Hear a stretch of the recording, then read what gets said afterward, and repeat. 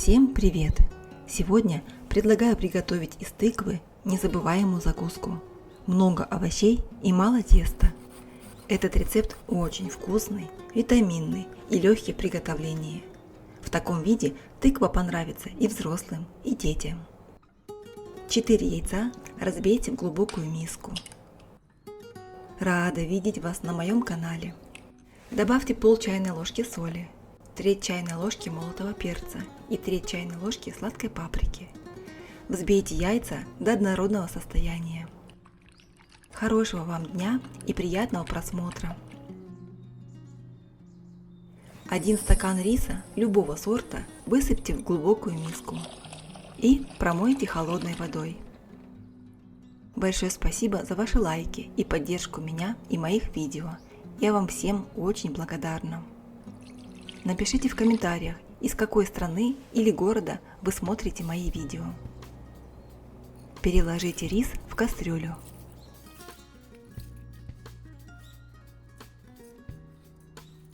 Залейте 2 стаканами воды и варите до готовности. В это время подготовим тыкву. Нам понадобится 500 грамм тыквы. Причем тыква в этом рецепте подойдет абсолютно любого сорта, в том числе и та, которая менее сочная и менее сладкая, и которую обычно не знают, куда девать, потому что для приготовления супов-пюре и в запеканке она пресноватая. Здесь, в этом рецепте, вы ее можете смело использовать. Очистите тыкву от семечек и кожуры. Всегда приятно готовить из тыквы, ведь в ней много витаминов А и Е, которые хорошо сохраняются даже при термической обработке. Поэтому, регулярно включая в свое домашнее меню блюда из тыквы, вы можете быть спокойны за ваше зрение, молодость кожи и иммунитет. Натрите тыкву на крупной терке.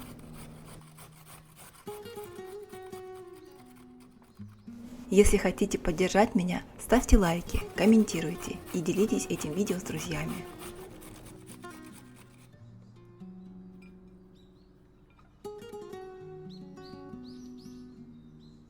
Рис сварился. У меня ушло на это 20 минут. Рис я не солила. Слегка перемешайте рис, чтобы он не был склеенным. И переложите в глубокую посуду. Пусть немного остынет.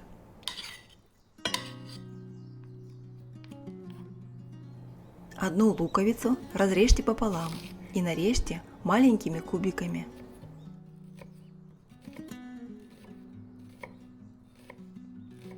А вы любите готовить для себя и своей семьи?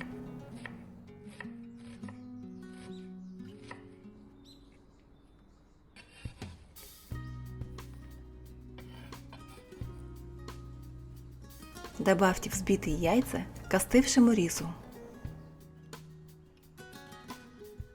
Хорошенько перемешайте.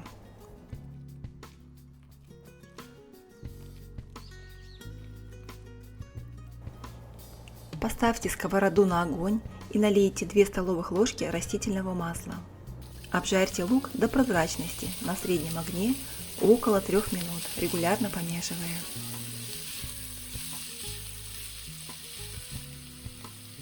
Для приготовления нам понадобится 200 грамм свежих чистых шампиньонов. Натрите шампиньоны на крупной терке. Или можно порезать грибы небольшими кубиками, кому как удобно. А какие овощи вы больше всего любите использовать в своих рецептах?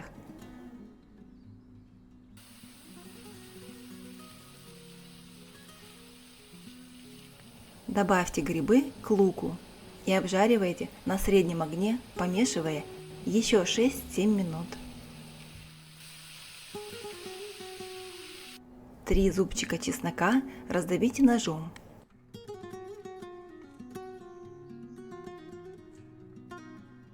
И мелко порежьте. Не забудьте поставить лайк и подписаться на канал. Мне будет очень приятно. Еще раз перемешайте грибы с луком.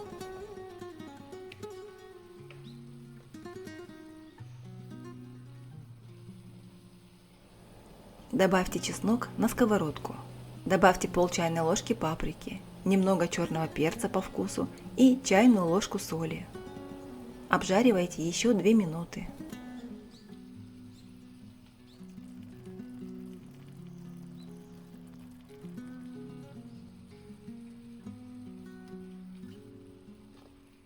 Добавьте сочные шампиньоны с луком, к рису и яйцам. Перемешайте до однородности. –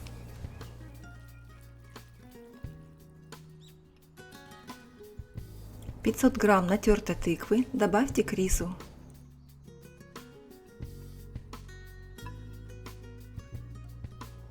Перемешайте до однородной массы.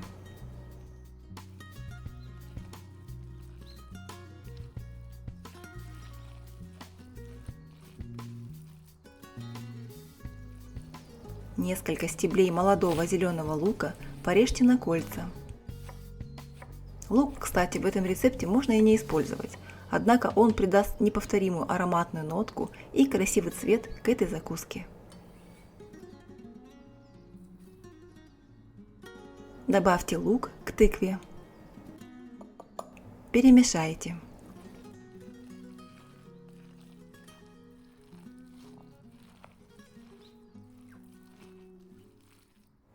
Небольшой пучок петрушки мелко порубите.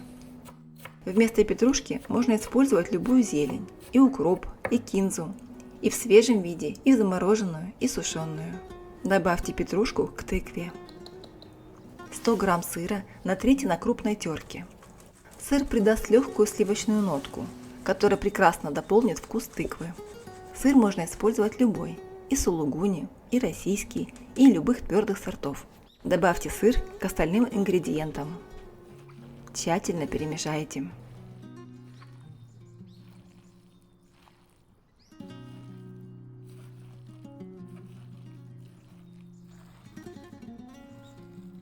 Добавьте 4 столовых ложки муки. Я использовала цельнозерновую. Как вы видите, в этом рецепте много овощей и мало муки. Это делает его вкусным и здоровым перекусом. У нас получилось густое, пластичное овощное тесто. На разогретую сковородку добавьте 2 столовых ложки растительного масла. Хочу дополнить, что при обжарке на топленом масле кхи тоже получается очень вкусно. Перед формированием котлет еще раз перемешайте тесто. И выложите часть теста в разогретое масло, формируя круг высотой примерно 1 см. Это удобно делать силиконовой лопаточкой. Выложите вторую часть теста, также придав ей форму круга. И обжаривайте на огне чуть ниже среднего примерно 3 минуты. Один помидор сделайте мягким, пройдясь торцом ножа по поверхности.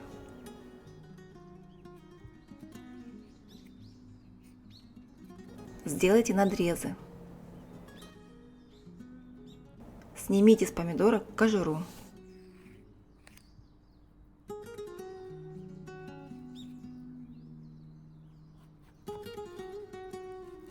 Выньте мякоть и семена из помидора.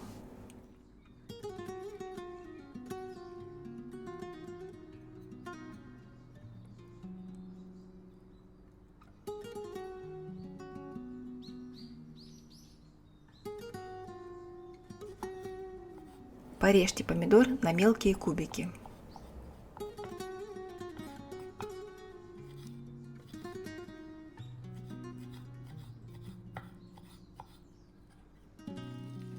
Переверните овощные котлеты на вторую сторону.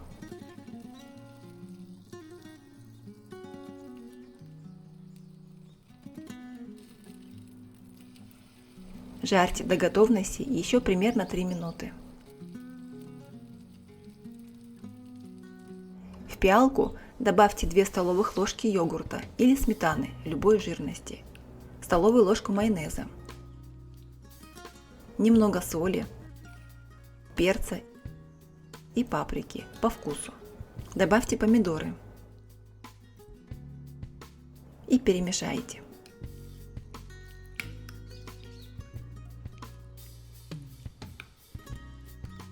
Котлеты подрумянились.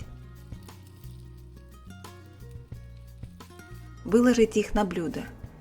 Стелить бумажное полотенце на дно блюда не обязательно, поскольку котлеты практически не впитывают масло. Перемешайте тесто и выложите на сковородку. Масло на сковороду можно подливать через 2-3 подхода и совсем немного. Придайте тесту форму круглых котлет и обжаривайте на среднем огне.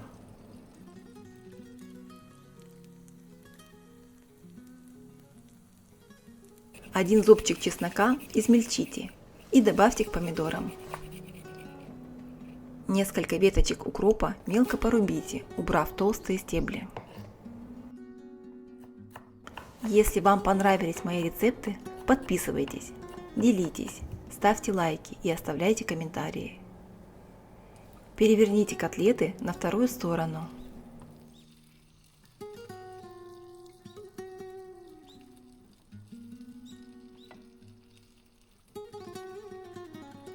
И жарьте до готовности. Добавьте укроп к соусу и перемешайте.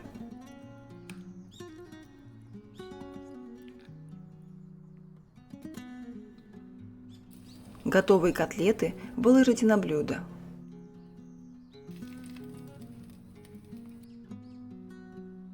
И обжарьте таким образом все овощное тесто.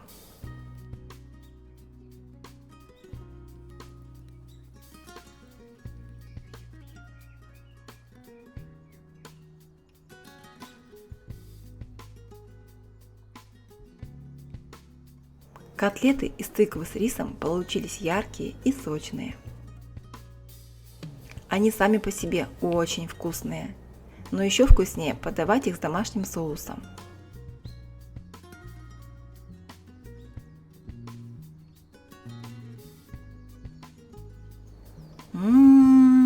Объеденье! Невозможно остановиться. Обязательно попробуйте приготовить. Это так просто.